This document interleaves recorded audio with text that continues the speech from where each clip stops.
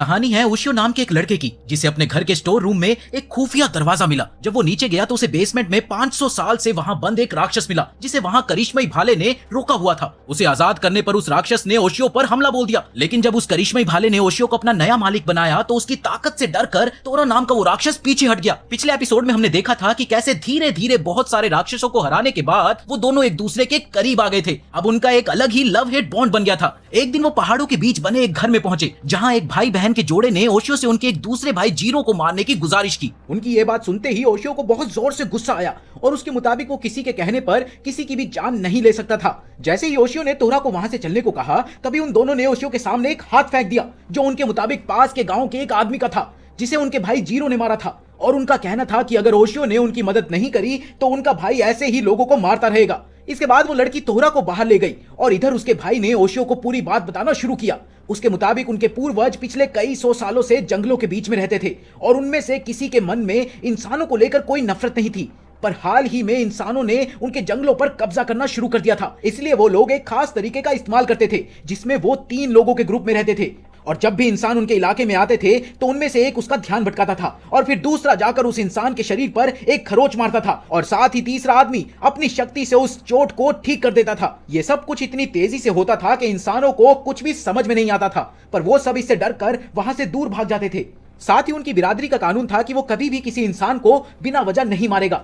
पर हाल ही में जीरो ने उस कानून को तोड़ते हुए आसपास के सभी इंसानों को मारना शुरू कर दिया था। इसके बाद उस आदमी ने ओशियो की आंख में देखते हुए उससे पूछा कि क्या वो उनके लिए जीरो को मारेगा, क्योंकि वो खुद अपने भाई को नहीं मारना चाहते थे। तभी ओशियो के कान में एक अजीब सी आवाज गूंजने लगी और साथ ही उसका भाला भी जोर जोर से हिलने लग गया और कुछ ही सेकंड बाद उस कमरे का दरवाजा तोड़ते हुए जीरो भी वहां पहुंच गया, जो अपने भाई को अलविदा कहने के लिए आया था, क्योंकि अब वो अपने हिसाब से जिंदगी जीना चाहता था और अब उसका मकसद ज्यादा से ज्यादा इंसानों को मारना था। उसके भाई ने उसे समझाने की बहुत कोशिश करी, पर जीरो के मुताबिक इस जंग की शुरुआत इंसानों ने करी थी, क्योंकि वही लोग बार बार उनके इलाके में आकर उन्हें वहां से भगा देते थे। पर अब जीरो ये बदलना चाहता था, इसलिए वो इंसानों के मन में इतना डर भरना चाहता था कि वो आगे से कभी अपने इलाके को बढ़ाने का सोच भी ना सके।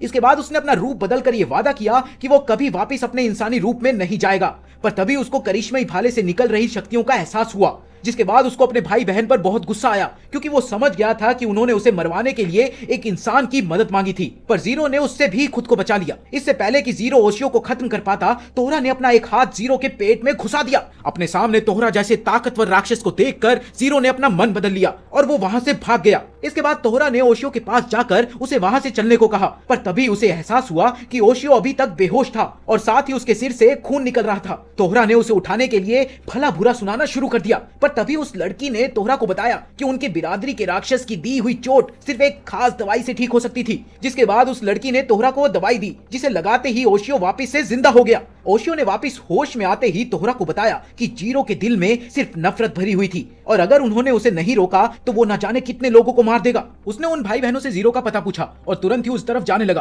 पर तभी उसकी नजर तोहरा के अलग हुए हाथ पर पड़ी, जिसे देखकर वो बहुत घबरा गया और तुरंत ही उसे वापस जोड़ने की कोशिश में लग गया। इसके बाद वो सभी कंस्ट्रक्शन साइट पर पहुंच गए, जहां जीरो पहले से ही मजदूरों का इंतजार कर रहा था। अभी वो लोग जीरो को ढूंढ ही रहे थे कि तभी अचानक से गुस्से से भरे जीरो ने ओशियो के ऊपर हमला कर दिया। उसके भाई बहनों ने भी उसे रोकने की बहुत कोशिश करी, पर वो इतना ताकतवर था कि उसने एक ही बारी में उन्हें भी पीछे ढकेल दिया। इसके बाद ओशियो ने उसके ऊपर एक हमला किया, जिसमें वो जीरो को चोट पहुंचाने में कामयाब हो गया। जीरो ने तुरंत ही जाकर एक पहाड़ की चोटी उनके ऊपर गिरा दी, पर ऐन वक्त में ओशियो और तोहरा ने पत्थर को उनके ऊपर गिरने से रोक दिया। लेकिन वो दोनों भाई बहन एक ट्रक के नीचे फंस गए थे, जिसमें से लगातार तेल लीक कर रहा था। ओशियो ने तोहरा को पत्थर छोड़कर उनकी मदद करने को कहा, क्योंकि अगर उन दोनों को बाहर नहीं निकाला गया तो थोड़ी देर बाद तेल में आग लग सकती थी, जिससे एक बहुत बड़ा धमाका होगा। इसके लिए तोहरा पहले तो तैयार नहीं था, पर जब ओशियो ने उससे बार बार विनती करी तो वो उनकी मदद करने के लिए तैयार हो गया। जीरो भी अपना काम खत्म करने के लिए नीचे आ गया था, पर जब उसने देखा कि तोहरा और ओशियो उसके भाई बहन की मदद कर रहे थे तो उसने एक बार के लिए अपना मन बदल लिया। साथ ही ओशियो ने उसका दिल बदलने के लिए कई सारी बातें भी बोली,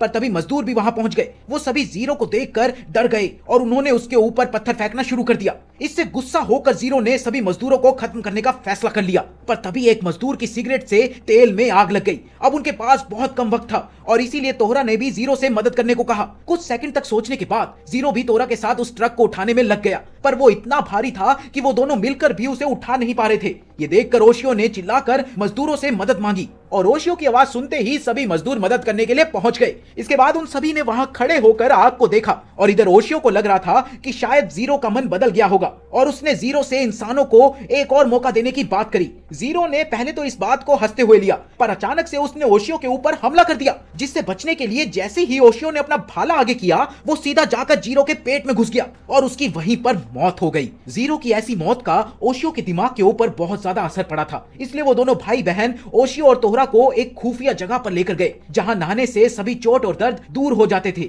वो दोनों ही बहुत मजे कर रहे थे कि तभी ओशियो को एक लड़की की गाने की आवाज सुनाई दी, जिसे सुनते ही वो लड़की को ढूंढने चला गया, पर उसे देखते ही वो लड़की वहां से भाग गई। ओशियो को इस बात से बहुत शर्म आ रही थी, पर तोहरा को समझ नहीं आ रहा था कि आखिर कोई ऐसे क्यों भागेगा, और साथ ही उसका मानना था कि वो लड़की कोई मामूली लड़की नहीं थी, लेकिन ओशियो ने उसकी बात को मजाक में ही नकार दिया। अगले दिन जब वो लोग होकाइडो जाने के लिए बस ढूंढ रहे थे तो उनकी नजर फिर से उस लड़की पर पड़ी जो बैलेंस बिगड़ने की वजह से एक गाड़ी के नीचे आने वाली थी, लेकिन तभी ओशियो ने बीच में कूदकर उसकी जान बचा ली। वो लड़की बेहोश हो चुकी थी कि तभी पास की एक दुकान वाली औरत ने ओशियो को बताया कि असल में उस लड़की का नाम साया था, जो शहर के सबसे अमीर परिवार की बेटी थी, और साथ ही उसने ओशियो को बताया कि पहाड़ के ऊपर उस लड़की का बहुत बड़ा घर है। इसके बाद ओशियो ने साया को अपनी पीठ पर बैठाकर उसे उसके घर छोड़ने का फैसला किया, पर तोहरा के मुताबिक वो ये सब सिर्फ इसलिए कर रहा था क्योंकि उसे साया पसंद आ गई थी। रास्ते में वो दोनों अपनी बातों में उलझे हुए थे कि तभी साया की आंख भी खुल गई, जिसने सबसे पहले तो ओशियो को परेशान करने के लिए उससे माफी मांगी, पर असल में वो शहर में उसे ही ढूंढने निकली थी। ये बात सुनते ही ओशियो शर्मा गया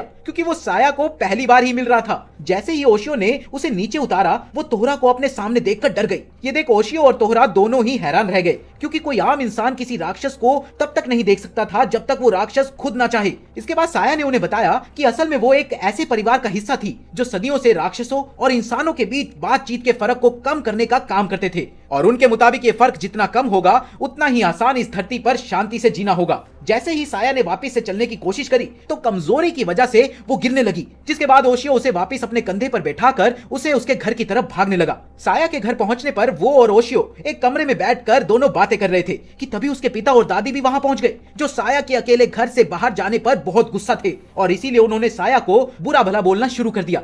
थोड़ी देर तक सुनने के बाद ओशियो को बहुत गुस्सा आया और उसने साया के पिता से बहस करना शुरू कर दिया, पर बात ज्यादा बढ़ने से पहले ही साया ने बीच में आकर उन्हें रोक दिया और साथ ही उसने ओशियो से बात करने के लिए अपने पिता से आधे घंटे का समय मांगा। उसके पिता के वहां से जाने के बाद भी ओशियो का गुस्सा शांत नहीं हुआ था और वो लगातार उनके बारे में बुरे भले शब्द बोलता जा रहा था। तभी साया ने उसे शांत कराकर उसे वहां बुलाने की असल वजह बताना शुरू करी। असल में कई 100 साल पहले साया के एक पूर्वज ने एक देवी को कैद कर लिया था। माना जाता था कि जिस भी इंसान के पास उस देवी का आशीर्वाद होगा वो हमेशा अमीर ही रहेगा, इसलिए उसके पूर्वजों ने उस देवी को जाफू की मदद से कैद कर लिया था। साथ ही उसने बताया कि उसकी माँ एक ऐसे परिवार से थी जहां सभी लड़कियां काफी सारी बीमारियों के साथ पैदा होती थी, और जब साया पैदा हुई थी तो उसकी माँ ने उसे बताया था कि उसे हमेशा उस देवी से बात करते रहना पड़ेगा ताकि उस पर बीमारियों का ज्यादा असर ना हो। इसके बाद वो उन्हें एक कमरे में लेकर गई जहां उस देवी को जादुई मंत्र की मदद से कैद किया हुआ था। साया जाकर उस देवी के साथ बैठ गई, जिसने ओशियो को देखते ही साया से सवाल किया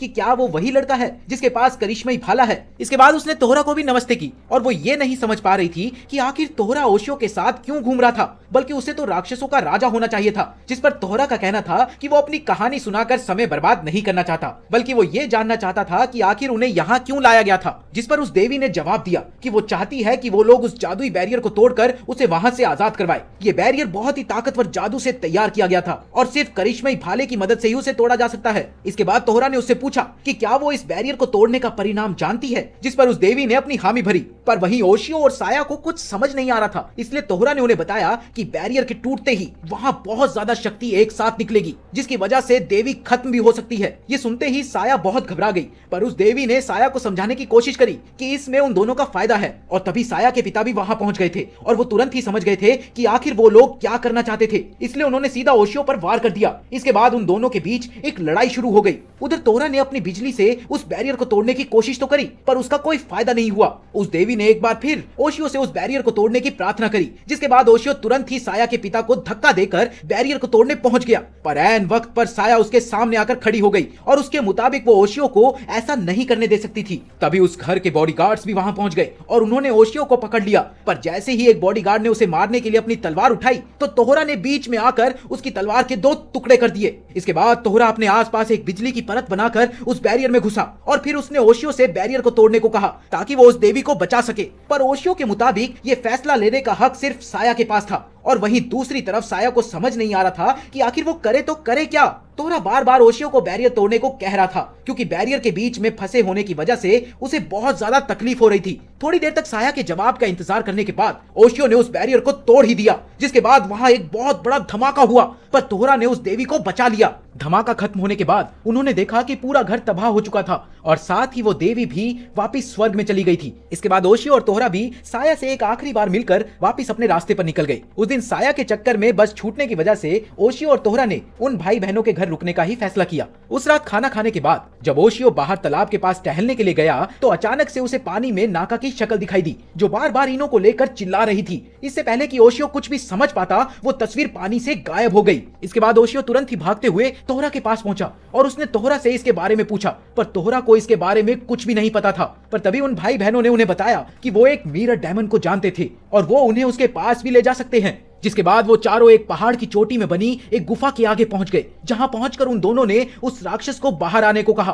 और थोड़ी देर बाद उनके सामने एक ऐसा राक्षस आया जो बिल्कुल एक शीशे की तरह दिखाई देता था। बाहर आकर उस राक्षस ने बात करना शुरू ही किया था कि तभी उसकी नजर ओशियो और उसके भाले पर पड़ी, जिसे देखकर वो इतना डर गया कि वो तुरंत ही वापस गुफा की तरफ भागने लगा। उन भाई बहन ने उसे वापस बुलाने की बहुत कोशिश करी पर वो किसी की सुनने को तैयार ही नहीं था और तभी तोहरा ने उसे पकड़ लिया, जिसे उसने तुरंत ही पहचान लिया और वो डर के मारे कांपने लग गया। तोहरा ने उसे धमकी देकर सारी जानकारी देने को कहा, जिसके लिए वो तुरंत ही तैयार हो गया। इसके बाद उस राक्षस ने एक टीवी का रूप ले लिया, जिसमें उन्होंने देखा कि इनो और नाका स्कूल से वापस आते वक्त काफी सारे चिप्स खरीद कर लाए थे, क्योंकि उस रात वो दोनों साथ ही रुकने वाले थे। पर थोड़ी देर तक बातें करने के बाद अचानक से नाका के कमरे में पड़ा एक शीशा जोर जोर से हिलने लगा। इससे पहले कि वो दोनों कुछ समझ पाते उस शीशे में से एक बहुत बड़ा राक्षस निकल कर नाका की तरफ बढ़ा, पर तभी इनो ने बीच में आकर नाका को धक्का मार दिया, जिस वजह से वो राक्षस इनो को अपने साथ शीशे में वापस ले गया। ये सब देखकर ओशियो गुस्से से भर चुका था और उसने अपना रूप भी बदल लिया। ओशियो ने उस राक्षस से उन्हें वहां पहुंचाने के लिए कहा, जिसके लिए वो तैयार तो हो गया था,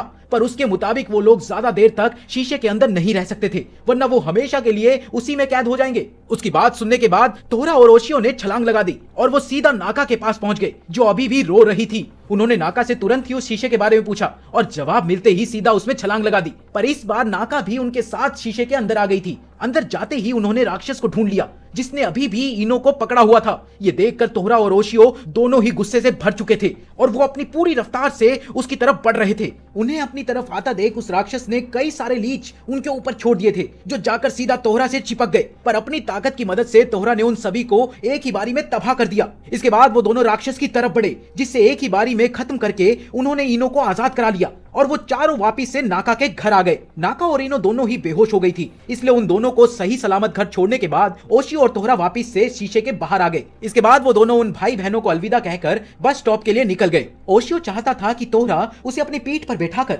सीधा उन्हें उनकी मंजिल पर ले जाए, लेकिन तोहरा बस में बैठने का अनुभव लेना चाहता था। बस में बैठने के बाद 5 मिनट तक तो तोहरा ने बहुत मजे किए, पर उसके बाद वो बोर होने लगा। लेकिन तभी उसे कुछ अजीब सा महसूस हुआ और वो चुपचाप बैठ गया। उसे इस तरह चुपचाप देखकर जब ओशियो ने उससे इस बारे में पूछा तो तोहरा ने उसे बताया कि उसे आसपास बहुत सारे राक्षसों की मौजूदगी महसूस हो रही थी और उसके मुताबिक सभी राक्षसों के मन में तोहरा को लेकर बहुत ज्यादा नफरत भरी हुई थी। तभी ओशियो को समझ नहीं आ रहा था कि आखिर कोई राक्षस तोहरा से नफरत क्यों ही करेगा, जिस पर तोहरा ने जवाब दिया कि असल में उसने कई सारे राक्षसों को मारा था और शायद इसलिए वो लोग उससे नफरत करते होंगे। बस थोड़ी देर तक ऐसे ही चलती रही और धीरे धीरे तोहरा को और ज्यादा राक्षसों की शक्तियां महसूस हो रही थी और ये सभी राक्षस ओशियो से भी उतनी ही नफरत करते थे। तभी अचानक से एक गिलहरी जैसे दिखने वाले राक्षस ने शीशा तोड़कर सबसे पहले ड्राइवर को मारा और फिर ओशियो पर हमला किया। ड्राइवर के मरते ही बस सीधा रोड पर लगी रेलिंग से जाकर टकरा गई, पर तभी वो राक्षस हमला करने के लिए वापस आया, लेकिन इस बार ओशियो उसे एक ही बारी में खत्म करके रोड के किनारे पर कूद गया।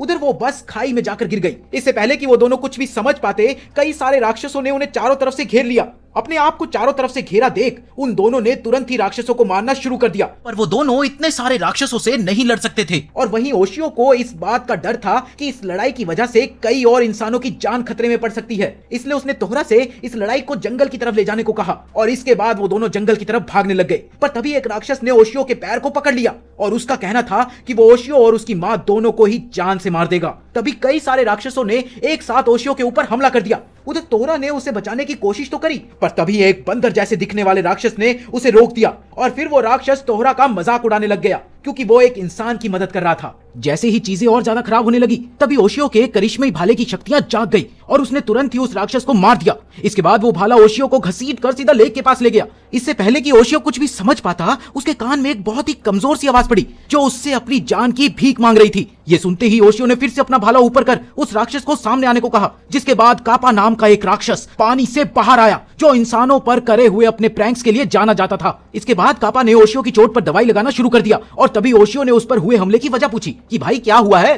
कापा को यह जानकर बहुत हैरानी हुई कि ओशियो को इस हमले की वजह ही नहीं पता थी। इसके बाद उसने ओशियो को बताया कि यह सब उसकी मां की वजह से हो रहा था, क्योंकि एक वक्त पर ओशियो की मां ने राक्षसों के सबसे बड़े दुश्मनों की मदद करी थी। असल में कई साल पहले चाइना से एक लड़की जापान में आई थी, पर वो कोई मामूली लड़की नहीं थी। असल में वो एक हैकुमैन नाम की एक राक्षस थी जो इतनी ज्यादा ताकतवर थी कि कोई भी उसे हरा नहीं सकता था। हैकुमैन का मानना था कि ये सभी राक्षस उससे कमजोर थे और उन्हें जीने का कोई अधिकार नहीं था, इसलिए उसने राक्षसों को मारना शुरू कर दिया और इसी से परेशान होकर सभी राक्षसों ने एक साथ मिलकर उसके खिलाफ लड़ाई शुरू कर दी। पर इस लड़ाई का कोई फायदा नहीं हो रहा था। तभी तोहरा ने भी उनका साथ देने का फैसला किया, जिसके बाद वो लोग हैकुमैन को पीछे ढकेलने में कामयाब हो गए। पर हैकुमैन ने एक दिन उसका बदला लेने का वादा भी किया और इसीलिए सभी राक्षस चाहते थे कि हैकुमैन को खत्म कर दिया जाए। लेकिन तोहरा को इसमें कोई दिलचस्पी नहीं थी, इसीलिए वो वापस अपनी जगह पर चला गया जहां ओशियो के एक पूर्वज ने उसे कैद कर दिया। इधर राक्षसों ने हैकुमैन का पता तो लगा लिया था, पर वो उसका कुछ भी नहीं बिगाड़ सके क्योंकि उसके बचाव के लिए एक बहुत ही शक्तिशाली कवच तैयार किया गया था और ये कवच किसी और ने नहीं बल्कि ओशियो की मां ने बनाया था। और उसी दिन से सभी राक्षस ओशियो और उसकी मां से नफरत करते थे।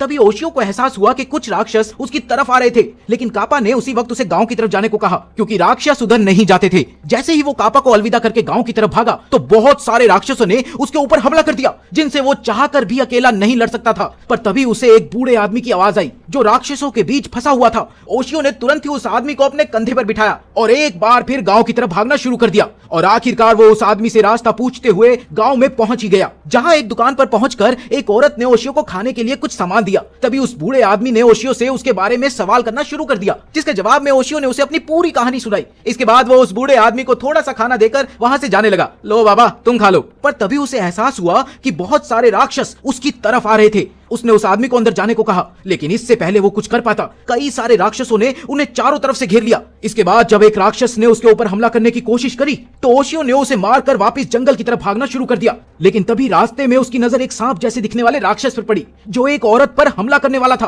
पर तभी ओशियो ने बीच में आकर उसके भी टुकड़े कर दिए। इसके बाद वो एक खाली जगह पर पहुंच गया जहां कई सारे राक्षसों ने उसे घेर लिया था। ओशियो ने उनका सामना करने की बहुत कोशिश करी, पर वो बहुत ज्यादा थक गया था और इसीलिए राक्षसों ने उसे चारों तरफ से मारना शुरू कर दिया और देखते ही देखते ओशियो इतना घायल हो गया था कि वो जमीन पर गिर गया और अब वो चाहकर भी कुछ नहीं कर सकता था। पर तभी ऐन वक्त पर किगारी और उसके भाई भी वहां पहुंच गए। उन दोनों को वहां देखकर ओशियो काफी हैरान था और उसने उन्हें अपनी जान बचाकर वहां से जाने को कहा, लेकिन वो दोनों लोग अपनी आखिरी सांस तक ओशियो का साथ देने वाले थे। दोस्त हो तो ऐसे हो। तभी एक बहुत बड़े राक्षस ने किगारी पर हमला कर दिया, जिससे उसे काफी चोट आई और साथ ही उसने ओशियो के ऊपर भी अपने कुछ राक्षसों से हमला करवाया। पर ओशियो ने अपने भाले की मदद से उन सभी को खत्म कर दिया। इसके बाद किगारी ने ओशियो से तोहरा के बारे में पूछा, जिस पर ओशियो का मानना था कि शायद तोहरा ने राक्षसों का साथ देने का फैसला कर लिया होगा। पर किगारी इस बात को मानने को तैयार नहीं थी। तभी उस बड़े राक्षस ने किगारी और उसके भाई के सामने एक ऑफर रखा, जिसके मुताबिक अगर वो ओशियो को खत्म कर देंगे तो वो उन दोनों भाई बहनों को जिंदा जाने देगा। ओशियो का कहना था कि उन्हें ये ऑफर मान लेना चाहिए क्योंकि वो अब वैसे भी जिंदा नहीं बचने वाला।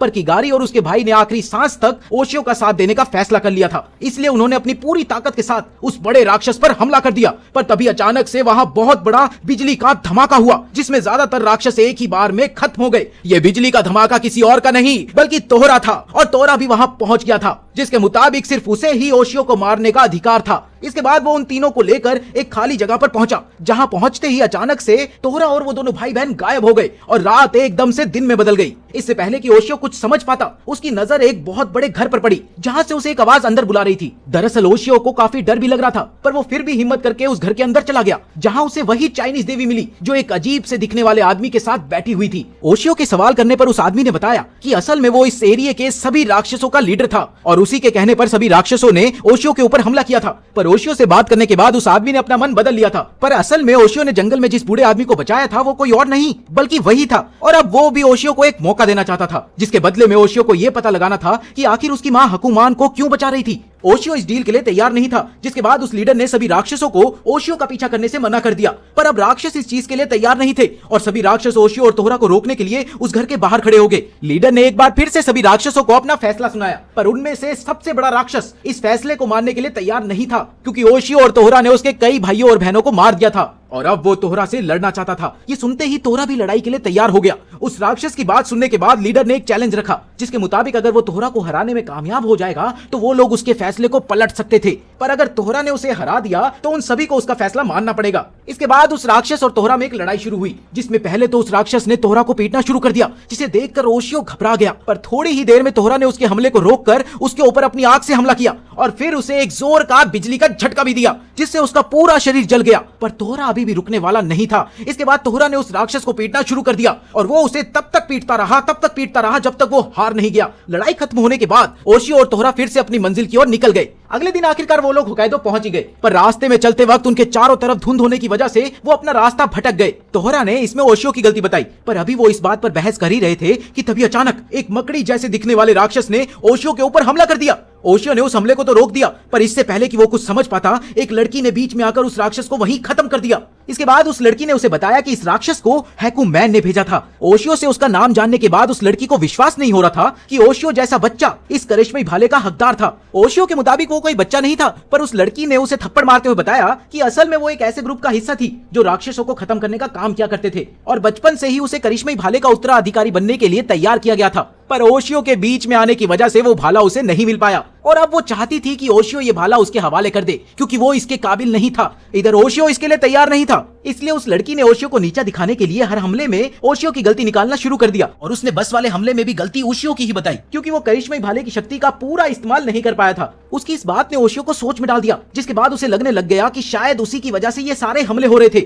इसके बाद उस लड़की ने ओशियो के हाथ से वो करिश्मई भाला छीन लिया और अब उसके मुताबिक वो अकेले ही सभी राक्षसों को खत्म कर सकती है। इसीलिए उसने ओशियो को वापस अपने घर जाने को कहा। तोहरा ने ओशियो का मूड ठीक करने की बहुत कोशिश करी, पर अभी ओशियो सोच में डूबा ही हुआ था कि तभी उनकी नजर अपने ऊपर उड़ रहे राक्षसों पर पड़ी। वो राक्षस उनके ऊपर हमला करने की बजाय सीधा उस लड़की के पास पहुंच गए। करिश्मई भाले ने उस लड़की के साथ काम करने से मना कर दिया था, इसलिए राक्षस ने बड़ी आसानी से उस लड़की को पकड़ रखा था। पर जैसे ही वो राक्षस उस लड़की को खत्म करने के लिए आगे बढ़े, पर तभी ओशियो ने पीछे से आकर उस लड़की के हाथ से भाला छीनकर उस राक्षस पर हमला कर दिया, जिस वजह से राक्षस को उस लड़की को आजाद करना पड़ा। वो लड़की ओशियो का ये रूप देखकर हैरान रह गई, लेकिन तभी उस राक्षस ने ओशियो पर हमला करके उसे नीचे गिरा दिया और जब वो लड़ने के लिए वापस उठा तो उस राक्षस ने उसका ध्यान भटकाने के लिए एक बार फिर से उस लड़की को कैदी बना लिया। पर इस बार ओशियो ने हवा में उछालकर अपना भाला उस लड़की की तरफ फेंक दिया, जिसे देखकर सब हैरान थे। भाले की मदद से वो लड़की तो आजाद हो गई, पर उस राक्षस ने इसका फायदा उठाकर ओशियो को बंदी बना लिया। पर तभी इस लड़ाई में तोहरा भी शामिल हो गया और उसने एक ही बारी में ओशियो को आजाद करवा लिया, जिसके बाद ओशियो ने अपने भाले को फिर से बुलाया और एक ही हमले में उस राक्षस के 2 टुकड़े कर दिए। इसके बाद ओशियो ने उस लड़की से पूछा कि क्या वो करिश्मई भाले को अपने पास कुछ और दिनों के लिए रख सकता है, जिस पर उस लड़की ने जवाब दिया कि उसी की तरह 3 और लोग हैं जो इस भाले के पीछे पड़े हुए हैं, जो शायद ओशियो पर हमला भी कर सकते हैं। इसके बाद ओशियो उस लड़की को धन्यवाद बोलकर तोहरा के साथ खाना खाने के लिए एक रेस्टोरेंट में गया, जहां खाना खाने के बाद ओशियो बाहर खड़ा होकर उस लड़की की बातों के बारे में सोच ही रहा था कि तभी तोहरा ने उसका मजाक उड़ाना शुरू कर दिया, जिसके बाद वो दोनों फिर से आपस में बहस करने लग गए और जिस बीच ओशियो नीचे गिर गया और उसका सर एक बाइक पर जाके लगा। जब उसने पीछे मुड़कर देखा तो उसकी नजर बाइक पर बैठे एक लड़के पर पड़ी, जिसने ओशियो को एक बाइक राइड पर चलने का ऑफर दिया, पर ओशियो ने शर्माते हुए इसके लिए मना कर दिया। इसके बाद ओशियो बस पकड़ने के लिए अगले बस स्टॉप की तरफ भागने लगा पर तोहरा को रास्ते में उस लड़के पर शक हो रहा था, इसलिए वो वापस उस लड़के से मिलने के लिए पहुंच गया। ओशियो ने उसे वापस बुलाने के लिए आवाज तो लगाई, पर तोहरा पर इसका कोई असर नहीं था। उधर तोहरा ने सबसे पहले उस लड़के से पूछा कि क्या वो भी इस करिश्मई भाले के लिए आया है, जिस पर उस लड़के ने अपना नाम अकीबा बताया और असल में वो भी उस लड़की की तरह बचपन से ही करिश्मई भाले का उत्तराधिकारी बनने के लिए तैयारी कर रहा था। पर फिलहाल उसे भाले से ज्यादा तोहरा में दिलचस्पी थी। तोहरा ने यह सुनते ही अकीबा पर हमला कर दिया, जिसके बाद उन दोनों के बीच एक लड़ाई शुरू हो गई, जिसमें अकीबा ने आगे निकलने के लिए तोहरा पर बार बार हमला करना शुरू कर दिया। पर तभी तोहरा ने उसके ऊपर बिजली से हमला करने की कोशिश करी, लेकिन अकीबा के पास एक खास मेटल का स्टाफ था जो पूरी बिजली को एब्सॉर्ब करके वापस फेंक सकता था। इसके बाद अकीबा ने तोहरा पर हमला करके उसे दीवार के साथ बांध दिया, जिससे निकलने की तोहरा ने बहुत कोशिश करी, पर अकीबा के मुताबिक वो इससे बाहर नहीं निकल सकता था, क्योंकि उस स्टाफ में राक्षसों को काबू करने की खास शक्तियां मौजूद थी। इसके बाद अकीबा ने तोहरा से पूछा कि आखिर वो ओशियो का साथ क्यों दे रहा था, बल्कि राक्षस होने की वजह से उसे तो इंसानों को मारना चाहिए, पर ओशियो का साथ देकर वो इंसानों की मदद क्यों कर रहा है। जिस पर तोहरा ने जवाब दिया कि वो सिर्फ ओशियो का साथ दे रहा था, क्योंकि जब भी वो ओशियो के साथ होता है तो उसे अच्छा महसूस होता है। इसके बाद तोहरा ने खुद को आजाद करवाने की कोशिश करी, पर तभी अकीबा ने उसके हमले को रोककर वापस उसे बांध दिया। तभी तोहरा ने अपने हाथ और पैर अलग करके खुद को आजाद करवा लिया और एक बार फिर अकीबा पर हमला करने की कोशिश करी। अकीबा ने खुद को बचाने के लिए पीछे की तरफ छलांग लगा दी, पर तभी तोहरा ने एक मकड़ी की तरह उसकी तरफ भागना शुरू कर दिया और फिर उसने एक ही हमले से अकीबा को हरा दिया। इसके बाद तोहरा ने वापस से अपने हाथ पैर जोड़ लिए और फिर उसने अकीबा को ओशियो और उससे दूर रहने को कहा। उधर ओशियो एक ऐसी बस में बैठा हुआ था जिसे राक्षसों ने काबू में कर लिया था। इसका एहसास होते ही ओशियो ड्राइवर के पास पहुंचा, जिसे पहले से ही राक्षसों ने पकड़ा हुआ था। ये देखते ही ओशियो ने तुरंत ही ड्राइवर को उन राक्षसों की कैद से आजाद करवाया, पर इस वजह से अब बस पूरी तरह से राक्षसों के काबू में आ गई थी। जिसके बाद उन्होंने बस की रफ्तार को बढ़ाकर सामने वाली गाड़ियों को टक्कर मारना शुरू कर दिया। अगर ओशियो चाहता तो वो बस की खिड़की तोड़कर बाहर कूद सकता था, पर वो बस में बैठे बाकी लोगों को इस हाल में छोड़कर नहीं जाना चाहता था। पर तभी उसे अकीबा की आवाज सुनाई दी, जो बिल्कुल बस के साथ साथ चल रहा था। जब ओशियो ने खिड़की से बाहर देखा तो उसकी नजर तोहरा पर पड़ी, जो अकीबा के साथ बस का पीछा कर रहा था। तोहरा ने ओशियो को बस से बाहर कूदने को कहा, पर ओशियो अब भी बाकी लोगों को छोड़कर भागने के लिए तैयार बिल्कुल नहीं था। इसलिए तोहरा और अकीबा ने एक प्लान बनाया, जिसके बाद उन्होंने ओशियो से सभी लोगों को बस के बीच में खड़ा करने को कहा। जैसे ही ओशियो ने सभी लोगों को बस के बीच में खड़ा होने को कहा, तभी उन राक्षसों ने ओशियो पर हमला करके उसे नीचे गिरा दिया, ताकि वो अपने भाले का इस्तेमाल ना कर सके। इसके बाद अकीबा ने बस के आगे और पीछे के हिस्से को अपनी स्टाफ की मदद से काट दिया, जिसके बाद तोहरा ने अपनी शक्तियों की मदद से ओशियो के अलावा सभी लोगों को बस से निकाल लिया। इसके बाद कुछ राक्षसों ने अकीबा पर भी हमला करने की कोशिश करी, पर उसने अपनी शक्ति से सभी लोगों को एक सुरक्षित कवच की मदद से नीचे उतार दिया। पर अभी भी बस तेज रफ्तार से रोड पर बैठे लोगों की तरफ बढ़ रही थी, जिसे देखकर अकीबा काफी डर रहा था। पर तोहरा को ओशियो के ऊपर पूरा भरोसा था और तभी ओशियो ने अपना रूप बदलकर अपने भाले की मदद से ऐन वक्त पर बस को रोक दिया। इसके बाद तोहरा ने ओशियो को अकीबा के बारे में बताया, जिसके बाद अकीबा ने उन्हें उनकी मंजिल तक छोड़ने का वादा किया। पर रास्ते में उनकी नजर कुछ बाइकर्स पर पड़ी जो उनका पीछा कर रहे थे, और जिस वजह से उन्हें अपनी बाइक भी रोकनी पड़ी। ओशियो को कुछ समझ नहीं आ रहा था, इसलिए उसने अकीबा से पूछा कि क्या वो उन लोगों को जानता है, जिस पर उसने जवाब दिया कि असल में ये सभी लोग भी इस करिश्मई भाले के उत्तराधिकारी बनना चाहते हैं, पर वो लोग इस परीक्षा में पास नहीं हो पाए। तभी उनमें से एक लड़की ने अपना हेलमेट उतारकर अपना नाम जून बताया और फिर उसने अकीबा को बताया कि उसका भाई अभी गायब था। ओशियो को उसकी बात समझ नहीं आ रही थी, इसलिए अकीबा ने उसे समझाया कि असल में जून के बड़े भाई का नाम सैतोरो था और वो भी उसी की तरह करिश्मई भाले का उत्तराधिकारी बनने की दौड़ में था, और वो उन सब से कहीं ज्यादा ताकतवर है। जून के मुताबिक जब से उसके भाई ने भाले के बारे में खबर सुनी थी, तभी से वो अजीब सा बर्ताव कर रहा था और पिछले कुछ दिनों से वो भी पूरी तरह से गायब था। तभी तोहरा को एहसास हुआ कि बहुत ही ज्यादा ताकतवर इंसान उनकी तरफ तेजी से बढ़ रहा था, और तभी अचानक से एक बैंगनी रंग के राक्षस ने ओशियो के ऊपर हमला कर दिया, जिसे उसने अपने भाले की मदद से रोक दिया। धूल के शांत होने के बाद उसके सामने एक आदमी आया, जिसने अपना नाम सैतोरो बताया और वो राक्षस उसी के काबू में था। इसके बाद सैतोरो ने एक बार फिर से ओशियो के ऊपर हमला किया, जिससे बचने के लिए ओशियो ने कोशिश तो करी, पर इस बार उस राक्षस ने ओशियो को पूरी तरह से जकड़ दिया। उधर अकीबा ने भी सैतोरो को रोकने के लिए उस पर हमला किया, पर सैतोरो उन सभी से काफी ज्यादा तेज और ताकतवर था, इसलिए उसने एक ही बारी में अकीबा को नीचे पटक दिया। इसके बाद बाकी बाइकर्स ने भी सैतोरो पर हमला करने की कोशिश करी, पर उस राक्षस ने उन्हें भी अपनी पकड़ में ले लिया। ओशियो चाहकर भी खुद को छुड़ा नहीं पा रहा था, पर तभी तोहरा ने बीच में आकर एक ही बारी में उस राक्षस के 2 टुकड़े कर दिए और ओशियो को आजाद करवा दिया। इसके बाद ओशियो ने तुरंत ही अपना रूप बदलकर उस राक्षस पर फिर से हमला कर दिया और बाकी बाइकर्स को भी बचा लिया। इसके बाद ओशियो की नजर सैतोरो पर थी, पर तभी अपने भाई को बचाने के लिए जून बीच में आ गई, पर सैतोरो ने उसे एक थप्पड़ मारकर साइड में गिरा दिया। तभी सैतोरो को बहुत तेज सरदर्द होने लग गया और वो अपना काबू खोता जा रहा था, इसलिए उसने ओशियो को बाद में देखने का फैसला किया और तुरंत ही वहां से भाग गया। तोहरा के मुताबिक सैतोरो पर लीच मॉन्स्टर का असर था और अब उन्होंने उसके दिमाग पर काबू पा लिया था ओशियो ने तोहरा से सैतोरू की मदद करने के लिए कहा, पर तोहरा के मुताबिक उसे ओशियो के अलावा किसी और इंसान से कोई फर्क नहीं पड़ता था। इसके बाद वो सभी एक पेट्रोल पंप पर पहुंचे, जहां ओशियो एक शीशे के सामने जाकर खड़ा हो गया और फिर बार बार मिरर मॉन्स्टर को बुलाने लगा और थोड़ी देर बाद वो मिरर मॉन्स्टर उस शीशे में आ गया। ओशियो ने तुरंत ही उसे सैतोरू की परेशानी के बारे में बताया और तोहरा को प्यार से धमकाने के बाद उस मिरर मॉन्स्टर ने उनकी बात राक्षसों के लीडर से करवाई, जिसने ओशियो को बताया कि सैतोरू की मदद करने के लिए उसे किसी तरह उसके दिमाग के अंदर जाना पड़ेगा और फिर अपने भाले की मदद से सभी लीच मॉन्स्टर को मारना पड़ेगा, पर उसके सही सलामत वापस बाहर आने की बहुत कम संभावना थी। इसके बाद वो सभी एक जगह आग जलाकर बैठे हुए थे कि तभी उन्हें आसमान में एक ब्लैक होल दिखाई दिया और कुछ ही देर बाद उसमें से सैतोरू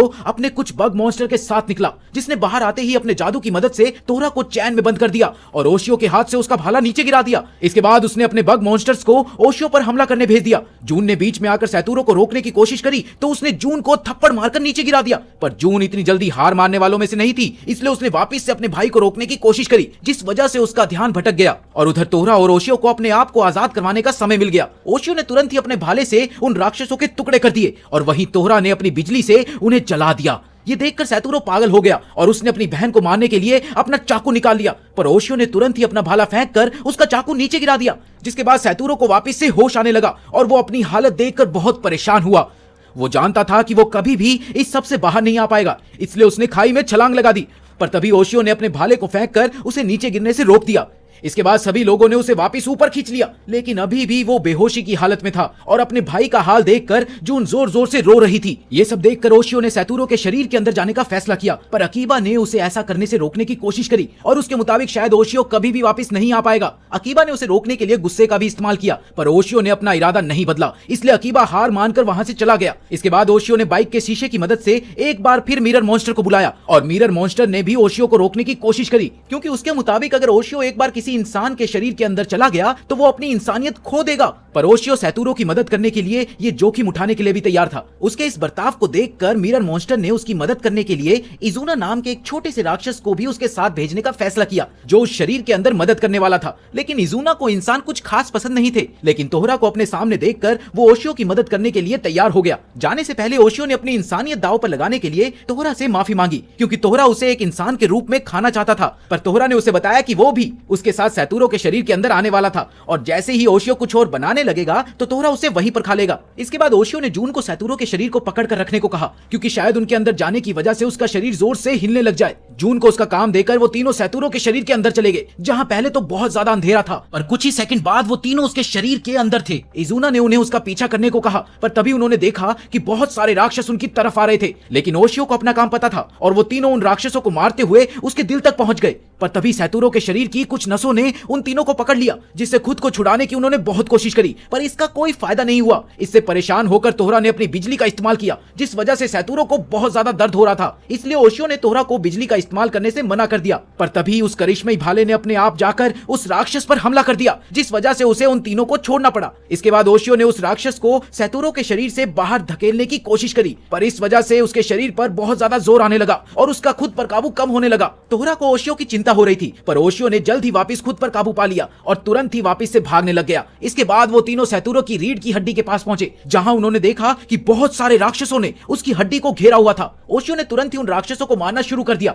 पर तभी अचानक से उन सभी ने ओशियो को पकड़ लिया और लाख कोशिशों के बावजूद भी वो खुद को आजाद नहीं करवा पा रहा था। पर तभी जून के रोने की वजह से राक्षसों की शक्तियां कमजोर पड़ गई और ओशियो खुद को आजाद करवाने में कामयाब हो गया और उसने वहां पर मौजूद सभी राक्षसों को मारना शुरू कर दिया। पर इस सब के बीच करिश्मई भाला ओशियो के ऊपर हावी होने लग गया और उसके शरीर से कुछ काली चीजें निकलना शुरू हो गई। पर जल्द ही ओशियो ने वापस से अपने ऊपर काबू पा लिया और फिर सैतोरू के दिमाग की तरफ भागने लगा। पर तभी रास्ते में बॉस मॉन्स्टर ने ओशियो के ऊपर हमला कर दिया, जिसके बाद उन दोनों के बीच में लड़ाई शुरू हो गई, जहां दोनों ही अपनी पूरी ताकत लगाकर लड़ रहे थे। ओशियो को यह एहसास हो गया था कि ये राक्षस बाकी राक्षसों की तरह बिल्कुल भी कमजोर नहीं है। इसके बाद उस राक्षस ने ओशियो का ध्यान भटकाने के लिए उसे हैकुमैन की एक झलक दिखाई और उसकी एक झलक से ही ओशियो अपने घुटनों के बल बैठ गया, जिसका फायदा उठाकर उस राक्षस ने उसके ऊपर हमला कर दिया। पर ऐन वक्त पर इजुना ने बीच में आकर ओशियो को बचा लिया और उस हमले को अपने ऊपर ले लिया, जिसके बाद ओशियो को बहुत ज्यादा गुस्सा आया। उसने तुरंत ही इजुना को साइड में रखा और फिर उस राक्षस पर हमला करना शुरू कर दिया। अभी उन दोनों के बीच लड़ाई चल ही रही थी कि तभी ओशियो के शरीर ने हार मानना शुरू कर दिया।